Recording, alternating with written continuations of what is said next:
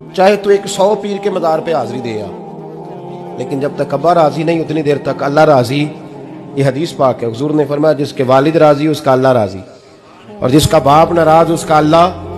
ہاں بے شک. اب یہ حدیث ہے نا، تو سارے ولی ایک طرف بیٹھ جائیں کہیں یا اللہ بخش دے مرید کو، لیکن اگر ابا کہے یا اللہ نہ معاف کرنا تو اللہ ان اولیاء کی نہیں مانتا، والد کی مانتا ہے. اس لیے بلے شاہ آسمانی اڈ دیاں پڑھنا ہے، جیڑا گھر بیٹھا انہوں پڑھیا ہی نہیں. بھائی یاد رکھو، ماں باپ سے پیار کرو، ان کی خدمت کرو، ان کے پاس بیٹھا کرو، اور ماں باپ کو ٹائم دیں، وقت دیں، چند گھڑیاں ان کے پاس بیٹھیں. آپ یقین کریں ابا جی سے آپ مشورہ کر لیں، صرف مشورہ، مرضی بے شک اپنی کریں، لیکن اس مشورے میں آپ کو اتنا سایہ ملے گا کہ زندگی میں کبھی ناکامی نہیں ہوگی. پر اسی سجن دی مننی ابے دی نہیں مننی. اور پھٹے پہ جو نلائق ہماری طرح کا بیٹھا ہے اس سے مشورہ لینا ہے، والد سے نہیں لینا.